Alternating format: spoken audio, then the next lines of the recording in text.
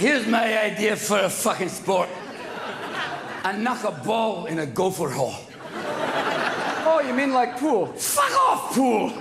Not with a straight stick, with a little fucked up stick. I whack the ball that goes in a gopher hole. Oh, you mean like croquet? Fuck croquet! I put the hole hundreds of yards away. Oh, fuck out, yeah! It's great fun there. Oh, yeah, that's a great thing. Oh, like a bowling thing? Fuck no! Not straight, I put shit in the way. Like trees and bushes and high grass, so you can lose your fucking ball and go whacking away with a fucking tire iron. Whacking away, and each time you miss, you feel like you're gonna have a stroke. Fuck, that's what we'll call it. A stroke, because every time you miss, you feel like you're gonna fucking die. Oh, great. Oh, and here's a better part. Oh, fuck, this is brilliant. Right near the end, I'll put a flat piece with a little flag to give you fucking hope. But then I'll put a pool and a sandbox to fuck with your ball again. Ah, you'll be there trashing your ass, jerking away in the sand. Oh, and you do this one time? Fuck no! 18 fucking times! I got into the game of golf when I was probably in middle school. I think it was 7th or 8th grade, and my friend Cullen Manley was a huge golfer. I mean, it probably goes back to when I was a kid. Tiger Woods. Had to be when Tiger Woods came into play, and probably, let's see, probably 25 years ago. When I was in high school, which would be, what, wow, 6 years ago? The first time I went on a course was, one of my best friends, my best man at my wedding, his dad's a big time golfer. My dad used to have golf outings with his business. He owned a bar. I used to go to those, but never played, just helped out. So I was around it, but never played until I was like a senior in high school. Go outside and hit like some random golf balls in my neighbor's yard. And that all ended when I put a golf ball through a neighbor's picture frame window. Regretted asking us after probably the third hole when we were just destroying the tee box, trying to tee off. Yes. Yeah. Divots. Yeah. They do a lot of divots. A lot of, I don't want to swing. Big chunks of grass come up, but the ball it goes farther than the ball. So yeah. One time a ranger, stopped me and said, "You didn't clean up your mark." I'm like, oh, okay. What the heck?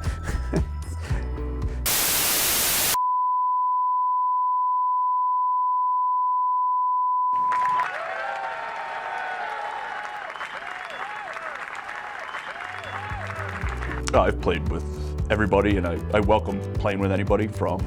I've never played with a tour pro, but in our weekly game, the pros at my course play with us, all the way down to very high handicappers. My dad broke 100 twice in his life, and we always had a great time out there. I think the biggest thing is when you're playing with someone better than you, like for me, it's just don't fuss around and stress out too much. Like just go and hit your shot, laugh about it. You gotta be able to laugh at yourself. The game of golf is incredibly humbling for anyone who's never played it. We have fun regardless of who it is. The group I play with ranges, as I said, from the pro all the way up to mid-20s handicap. And as long as you enjoy the game and you keep up. I love playing with people who are better than me though, because that's how the game's meant to be played. You always try and measure up to them, and maybe you'll beat them on 1 or 2 holes and you're like, yes, I got them on this hole. Maybe it only happens one hole out of the 18, but I enjoy playing with people with different skill level. It adds a different perspective. A good golfer is realizing, like, you know what, like, let me play it safe here. And yes, it'll cost me a stroke, but in the long run, I'm giving myself a better shot. Let me, just dunk it. The ability to hit everything. Can you hit it off? Can you hit the fairway off the tee? Can you hit the green? And then obviously putting. Everyone looks at putting like short game. So much of the game is 120 yards and in, and that's not what anyone ever practices. You go to the driving range, you watch everyone just bomb drivers. But Have that realization, that you're like, wow, I can't play on a mini golf course, barely. These guys are playing on the hardest courses in the entire world, making it look easy and winning. You know, obviously you got to be kind of good at all areas, but you know, if I said there was one important area, it would be the short game. You know, can you know, chip it close and make the putt? Because that's going to save you. Sometimes I try, but sometimes I don't even know how to do it. You know, Golf Channel, it said read the greens at different colors, the grass grows, how it tilts around, look at the whole environment. Usually I don't spend the time doing that. You just go right at it. Just get it close to the hole. I'm so bad at, I'm not so bad at putting. I think I'm strictly average at putting. I try not to 3-putt. I aim for a 2-putt. My first putt is really just to get it near the hole. See what happens, but sometimes you read it and you read it wrong, it makes it worse. So sometimes it's better to just go out the hole, and then if you get close, then you got, you know, a chance to get it in too. How many putts have you had? I had 56 putts. I had more strokes with my putter than all my other clubs. So it was a good day. Now, what was special about your putter that day? It was broken. We were playing, I think it was Maplemore, and he's honestly hitting the ball great. But the thing is, he had a broken putter.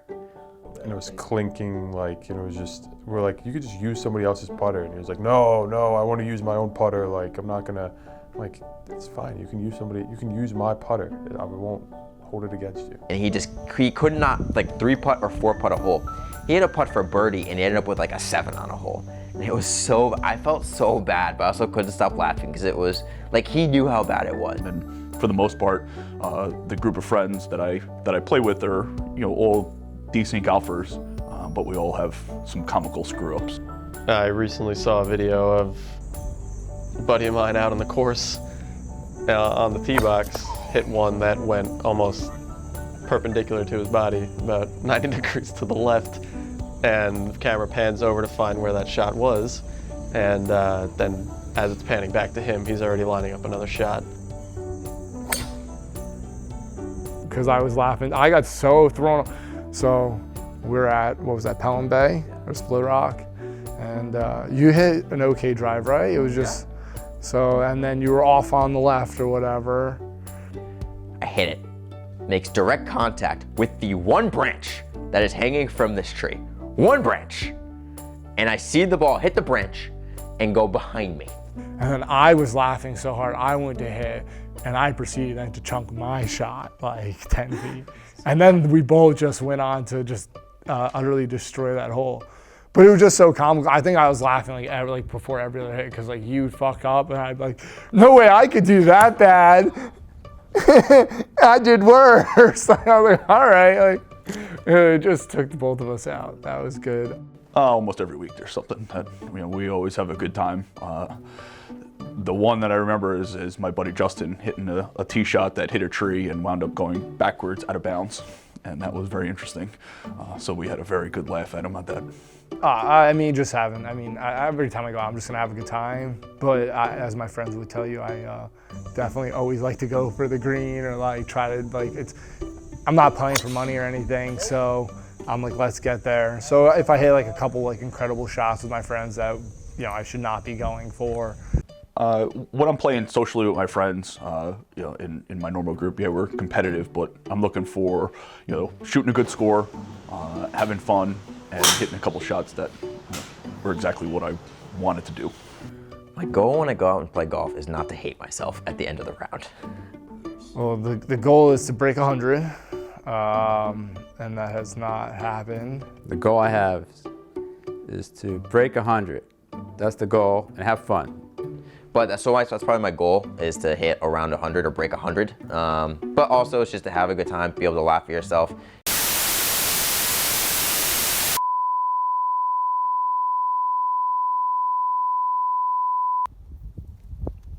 Oh no, I lost the shoe!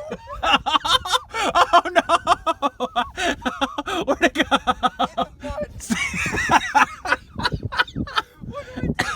Where are we? Oh, how deep? Nope, I don't know where it is. Are you sure that it's in that hole? Which other hole would it be? I don't know. I don't know where the hole would be in. Oh, Stank, you know it's just a bad move on everyone's part here? What's that? The bridge was right over here that we didn't take. well, the closer I got to 100, the more harder I try. So, and the probably the worse I get. But, you know, I just keep trying harder. That's about it. Yeah, if I broke, we're going, yes! No, I don't know what I would do. I would probably just fist pump, take a picture, and send it to the golf team and be like, yo, guys, it finally happened. But I have not been close enough to get back. If you're going out with friends or if I'm going out with my dad, you don't take it too seriously. We're not playing to win anything. You're playing just to have that good shot and have a story to tell at the end of the round.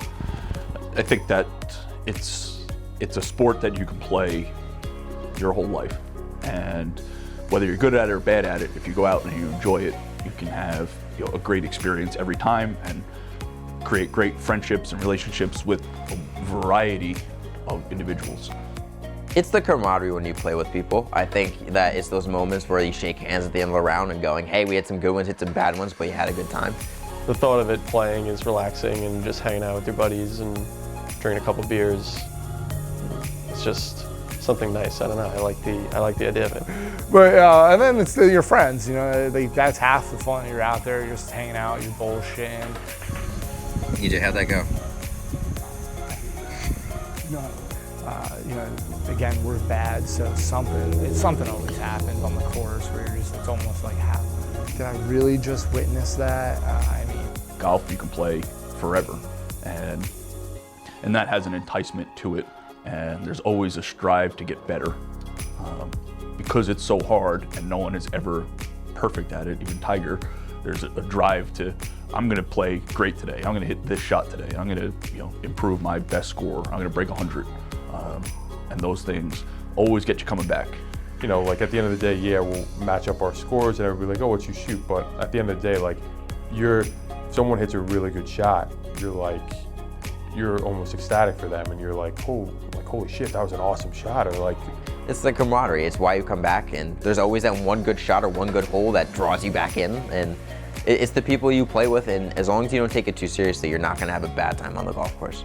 You know, and try to get better. You know, you try to keep yourself composed and try to get better. You know, I went from, got below 100. Now it's like, okay, can I consistently be below 100? That's kind of the goal. Set yourself some goals and see if you can do it. You know, everybody's always complimentary of somebody and whatnot. So, and you hit a bad shot, everybody knows, like, that's coming for me soon.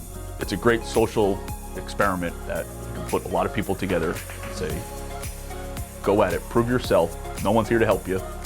You got to do it all by yourself, and how you interact with other people, how you handle yourself emotionally, tells a lot about you individually.